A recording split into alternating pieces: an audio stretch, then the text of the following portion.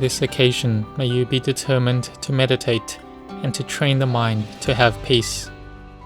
After having chanted in puja, we have developed Buddhanusati, Dhammanusati, Sanghanusati, the recollection of the Buddha, Dhamma, and Sangha, which is our highest refuge, of which we have the highest reverence for. This is a kammatthana, a meditation object, the recollection of the Buddha. It is a method to easily make the mind peaceful. Rapture and inner contentment of mind arises easily when we recollect the virtues of the fully awakened Buddha. We recollect that the Buddha had the great virtues of purity, having great compassion and great wisdom, and his great compassion was incomparable and boundless, and the heart of the Buddha was incomparable, without any equal, fully imbued with metta, goodwill, and compassion. So, developing Buddhanusati is a method to have rapture and peace arise easily. And then when it comes to the important festivals for each country, like in Thailand, Asia, or in the many countries that have faith in Buddhism, there will be a festival on Songkran Day. We will clean the things that we respect, like the shrine of the Buddha. If it is a monastery, this is the shrine of the main Buddha statue. If it is a house, then it's our shrine there. And so we clean it well and properly. It is similar to the traditions of the New Year of the Chinese people, where they will clean the things that they respect and worship. And we also have a tradition of pouring water on the Buddha statue. This is a skillful method. In reality, the Buddha's mind was pure already. We don't need to go purify the Buddha. He had already fully liberated his mind from the kilesas, the mental defilements. He was an arahant, fully enlightened. He was a Samma Sambuddha. He was awakened all by his own efforts. But when we pour water on the Buddha statue, we are asking for the Buddha's blessings. If it was in the time of the Buddha, we would want to go pour water on the Buddha's hand out of our great respect and reverence to the Buddha. But in the Buddha's time, we didn't see this tradition. But later, during the era of Thailand, then there was the tradition of pouring water on the Buddha statue. Water has a characteristic of clearness and coolness, which we have purified. But though this clear, cool, and clean water may be there, if we lack thoughtfulness and kindness, if we lack respect and reverence, then there wouldn't be this tradition of pouring water on the Buddha. But when we have the respect for the Buddha, we have poured water to the Buddha, of which the representation is the Buddha statue, then we make our determinations and aspirations in our minds that we may have happiness, security, and peacefulness all through the year. May we be safe and free from all harm and dangers. And even though each person is born of their karma and is heir to their karma, may our good karma give its results. May we have good health and strength. May we be ones who can help ourselves so as not to be a burden to others or to society. We make mental aspirations and ask for blessings. At the least, our mind is cool then, and our minds have happiness and peace coming up. And when it gets to this important day, the Thai New Year, we may go pour water to the elders or great people that we respect and revere. This respect and reverence is one of the highest blessings of our life. To worship those who should be worshipped, like the Buddha, Dhamma, Sangha, those who are senior or superior to us, those who we have gratitude towards, we give our respect to them. We take water, and more importantly, our kind thoughtfulness. With our kind thoughtfulness we recollect their virtues, that they have goodness towards us, and we repay that back. We do so with respect and reverence. We are humble and deferential. This humbleness and deference is one of the highest blessings of our life as well. And having a mind that has katanyu, gratitude, is another one of the highest blessings. So this tradition is taken as very good and beautiful. And the ones who receive this act of respect, they have minds of goodwill. They have kind thoughtfulness, and have goodwill and compassion to those who are younger or lower in status than them. In giving homage to the Buddha, he had goodwill and compassion to us fully and completely. Or when we go to respect our relatives, elders, parents, and those who we respect, they have kind thoughtfulness towards us, and we have feelings of friendliness to each other. So water is important, especially our minds that are like water, which has kind thoughtfulness towards others every day. If we people are lacking in this kind thoughtfulness to others, then when we go travel here or there, we will want it to be quick and for nothing to go wrong. But when we meet with obstructions and situations, then the hot-headed person comes up. This is a more present-day term. And so when each person becomes hot-headed, then they can hit and hurt each other, and ultimately they injure the other and can even kill. There are many cases of this. So we need to be careful as well. In doing actions through body or through speech, we need to be careful. We need words like water, which are good. We have good words and good speech. A bad word, even just one time, even sarcastic speech or scolding, can become a danger to our life or wealth. So we need to be careful. Be restrained in body and speech, that is, having sila, the moral precepts. When we have sila, this is one of the highest blessings coming up in our life. And this sila gives us the resulting benefit in that samadhi, a firmly established mind, arises. And this is what we put effort into training in constantly, in making our minds to be firm and stable, to have peace and stillness arising, to have samadhi, and so that it can progress to bringing up wisdom.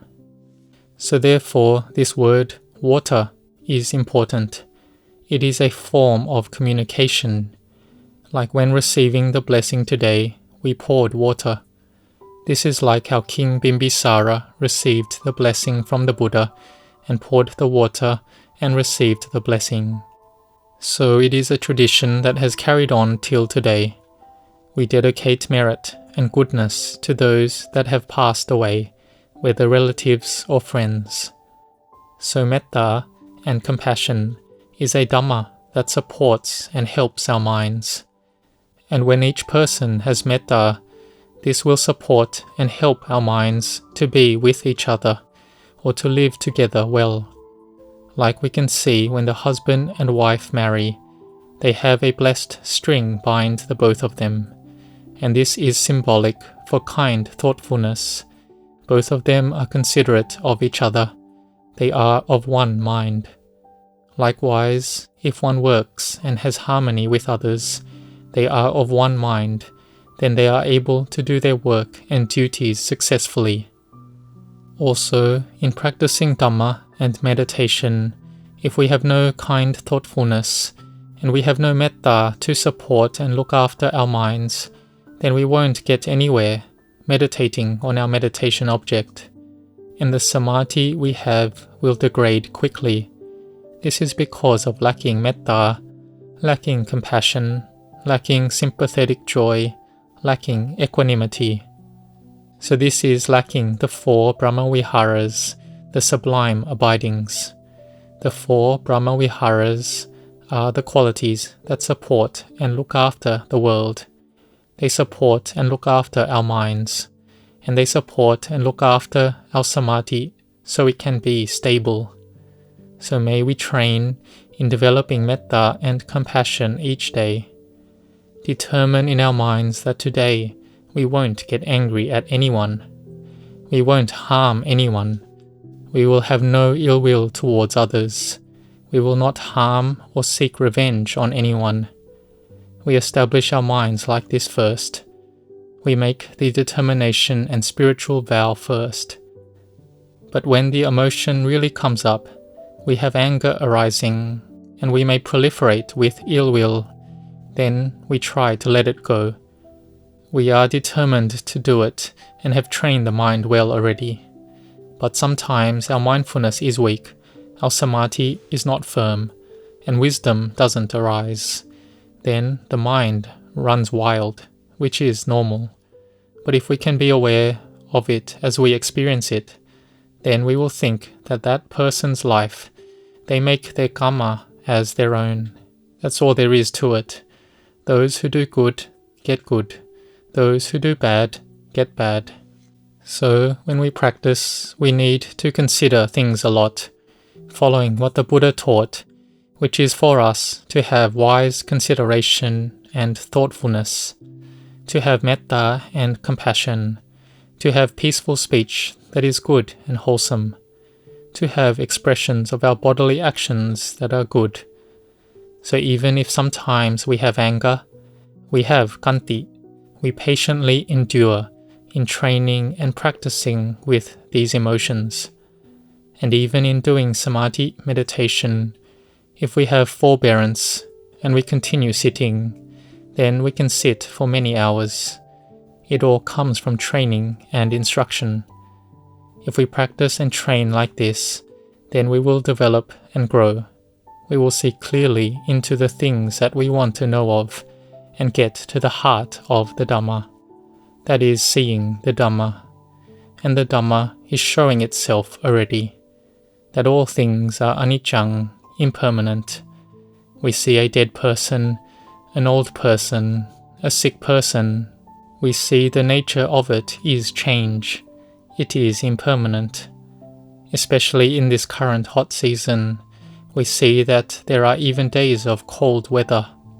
The world is changing. It is impermanent too. A country that is usually cold and is about to change to the hot season, but the weather comes back to being cold again. It is all changing. We see clearly into the nature of change, which is something that exists already. So we are training and contemplating with our mindfulness and wisdom, and in this way we will see it clearly and will see the Dhamma. So the thing that covers our mind to not see the Dhamma is delusion, being deluded in a sense of self, deluded in I, deluded in them, deluded in me and mine. The eye sees form and it is deluded. The nose smells odors, ears hears sounds, tongue tastes flavors, the body has sensations, and the mind contacts mind objects. We are deluded in all of it. We have me and mine. We have self and ours. We do things for me and mine only. So the Buddha taught us to let go, to train in this, starting from having dana, giving. First in the outer things, that is material objects that we can give. And people do it, and there is feelings of inner satisfaction and happiness. This is because they do it with true determination. They do it with faith. They do it and have inner joy arise. They have peace and inner satisfaction arise. This we call dana, that has given results in this present moment. It does not have to be a big amount, because it is the mind that matters. The mind is chief. The mind is the important thing. So we train the mind to be peaceful, to have samadhi like this, or the mind having the 4 sublime abidings. The mind that has the 4 sublime abidings, it means it has coolness. When it has coolness, it can restrain anger and ill will. So may we try to train in it, and contemplate that all things are impermanent. Then we will see the Dhamma. But in the beginning, each person needs to be patient and endure. Endure with studies, endure with work, endure with being with others and in society. Sometimes there may be nothing we like at all, but we need to endure and forbear, and be able to enter into the society we are in. We are able to adjust our feelings, adjust our views. We are not too stressed over our own thoughts and views. If we are attached to our views solely, then we may not be able to be with others. So we need kind thoughtfulness and to think of others' minds as well as our own minds. When we have metta and compassion for each other like this, then our mind is peaceful and cool, and we will see the Dhamma. So, on this Songkran day, may we know how to contemplate in order to have Dhamma in our minds. May you all grow in the teachings of the Buddha. May you grow in blessings.